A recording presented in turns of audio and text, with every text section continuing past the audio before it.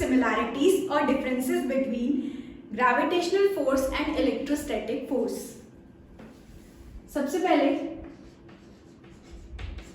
Gravitational force,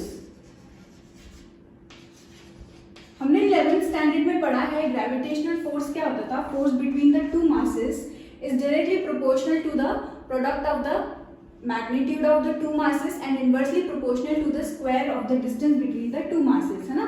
और यहाँ पर जो हमको कांस्टेंट मिलता था वो ग्रेविटेशनल कांस्टेंट होता था g. तो यहाँ g m1 m2 upon r square, ठीक है. m1 हमारा पहला मास, m2 हमारा दूसरा मास, और उन दोनों के मास का डिस्टेंस जो है और उन दोनों मास के बीच का जो डिस्टेंस है हमारा वो है r, ठीक. और इधर ही अगर हम बात करें इलेक्ट्रोस्टैटिक फोर्स की, तो इलेक्ट्रोस्टैटिक फोर्स जो रहता है वो अभी हमने पढ़ा क्या होता है, k q1 q2 upon r square, ठीक है. अगर हम स्केलर फॉर्म की ही सिर्फ बात करें तो यहाँ पर हमने क्या देखा, इन दोनों में कुछ सिमिलैरिटीज भी हैं और कुछ डिफरेंसेस भी हैं. सबसे पहले हम डिस्कस करते हैं सिमिलैरिटीज और कुछ डिफरेंसेस.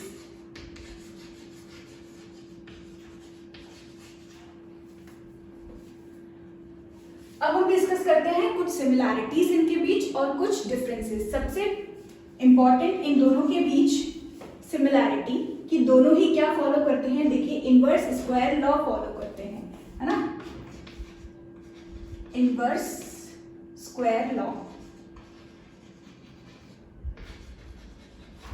अगर हम देखें, ठीक, अगर हम देखें तो ये दोनों ही फोर्स जो है वो वैक्यूम में भी ऑपरेट कर सकते हैं, ठीक.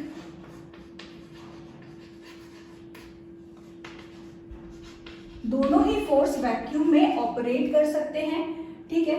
थर्ड, अगर हम बात करें कि ये दोनों ही फोर्स, जैसे अभी हमने इलेक्ट्रोस्टैटिक में भी डिस्कस किया था, इलेक्ट्रोस्टैटिक फोर्स एक कैसा फोर्स है, सेंट्रल फोर्स है. यानी कि सेंट्रल फोर्स किसको बोल रहे थे हम, जो कि एक्ट कर रहा हो along the line joining the two charges. उसी तरह से हमारा ग्रेविटेशनल फोर्स भी एक सेंट्रल फोर्स है जो कि एक्ट करता है along the line joining the two masses, है ना. तो हमारा ये जो दोनों फोर्स है, दोनों ही फोर्स कैसे फोर्स है, सेंट्रल फोर्स है. और लास्ट, ये दोनों ही फोर्स कैसे हैं, conservative in nature. Conservative in nature हम कब कहते हैं, जब इन दोनों फोर्स से जो वर्क डन हुआ हो, है ना, कंप्लीट पाथ के लिए जो वर्क डन हुआ हो वो कैसा होता है, जीरो. फोर्स हम उसको बोलते हैं जो कि जिसका जो वर्क डन है वो उसके पाथ पर डिपेंड नहीं करता, ठीक. तो ये थी कुछ सिमिलैरिटीज. इसके बाद हम डिस्कस कर लेते हैं कुछ डिफरेंसेस. सबसे पहला इन दोनों के बीच मेन जो डिफरेंस है वो ये है कि ये जो हमारा इलेक्ट्रोस्टैटिक फोर्स है वो अट्रैक्टिव भी हो सकता है और रिपल्सिव भी हो सकता है. अट्रैक्टिव कब होगा, जब दोनों ही फोर्स जो होंगे, दोनों ही हमारे जो चार्जेस होंगे उन दोनों का साइन कैसा होगा, ऑपोजिट. यानी कि एक हमारे पास चार्ज होगा पॉजिटिव, दूसरा चार्ज कैसा होगा, नेगेटिव. यानी कि अनलाइक अगर चार्जेस होंगे हमारे पास तो जो फोर्स मिलेगा हमको वो एक अट्रैक्टिव फोर्स होगा. और नहीं तो अगर दोनों सिमिलर हैं, चार्ज का साइन अगर कैसा है, सेम है ना, तो वो दोनों कैसे होंगे, रिपल्सिव. यानी कि हमारा इलेक्ट्रोस्टैटिक फोर्स जो है वो कैसा होता है, अट्रैक्टिव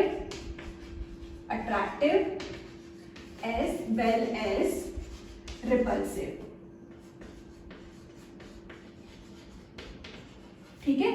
लेकिन इधर ही अगर हम बात करें ग्रेविटेशनल फोर्स की, तो ग्रेविटेशनल फोर्स में कौन है, मासेस हैं दोनों, और दोनों ही मास एक दूसरे पर कैसा फोर्स लगाते हैं, फोर्स ऑफ अट्रैक्शन. तो ग्रेविटेशनल फोर्स की अगर हम बात करें नीचे, तो gravitational force is always attractive,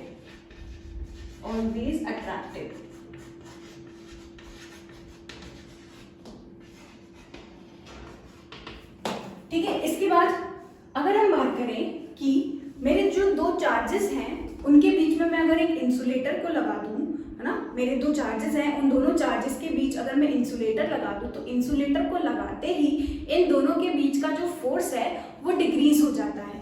यानी कि ये जो हमारा इलेक्ट्रोस्टैटिक फोर्स है वो डिपेंड करता है मीडियम पर कि ये दोनों चार्जेस हैं वो रखे कहाँ गए हैं। इन दोनों के बीच कोई और मीडियम आ जाएगा तो इसकी वजह से इसका जो फोर्स का मैग्नीट्यूड है वो क्या हो जाता है, डिक्रीज हो जाता है, ठीक है, या इंक्रीज भी हो सकता है।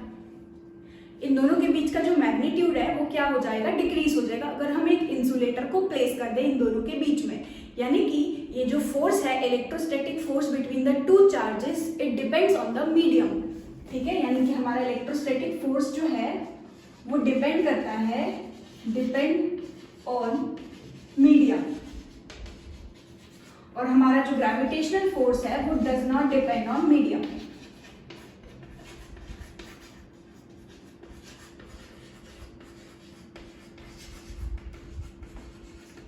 ठीक है, उसके बाद हमारा जो इलेक्ट्रोस्टैटिक फोर्स होता है वो काफी ज्यादा टाइम्स स्ट्रॉन्गर होता है as compare to gravitational force. यानी कि हम लिख सकते हैं कि हमारा इलेक्ट्रोस्टैटिक फोर्स कैसा होता है, स्ट्रॉन्गर, है ना, और हमारा ग्रेविटेशनल फोर्स कैसा होता है, वीकर।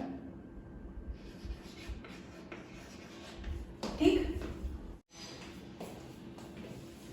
तो ये थी कुछ सिमिलैरिटीज और डिफरेंसेस हमारे ग्रेविटेशनल फोर्स और इलेक्ट्रोस्टैटिक फोर्स की। इसके बाद हम इंपॉर्टेंस और लिमिटेशंस और डिस्कस कर लेते हैं हमारे कूलम्स लॉ की। लास्टली हम कुछ इंपॉर्टेंस और लिमिटेशंस डिस्कस कर लेते हैं कूलम्स लॉ के। इंपॉर्टेंस ऑफ कूलम्स लॉ, पहला, ट्रू फॉर पॉइंट चार्जेस। ये जो हमारा कूलम लॉ है ये किसके लिए ट्रू है, सिर्फ और सिर्फ पॉइंट चार्जेस के लिए ट्रू है, ठीक है, या फिर हम बोल सकते हैं वैलिड है।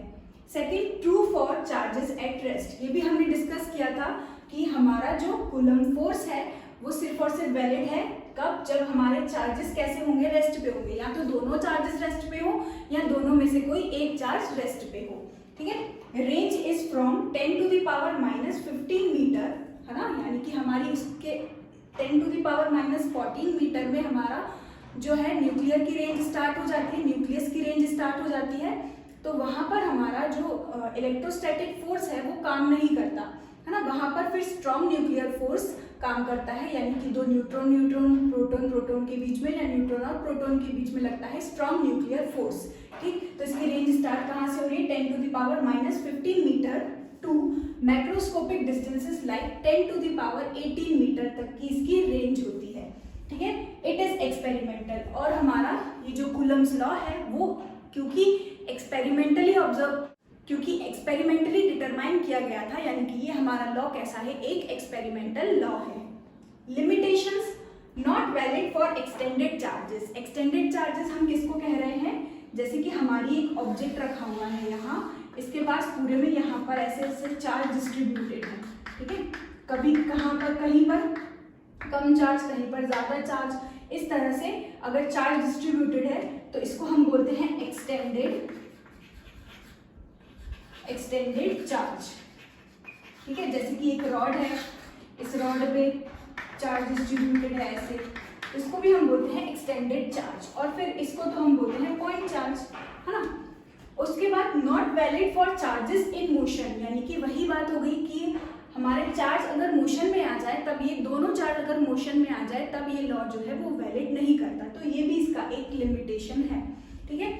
अब तक हमारा कूलम्स लॉ तक का सब कुछ कवर हो चुका है। इसके बाद हम हमारे एग्जाम्पल करेंगे कूलम्स लॉ से रिलेटेड और कुछ क्वेश्चंस डिस्कस करेंगे कूलम्स लॉ के ऊपर।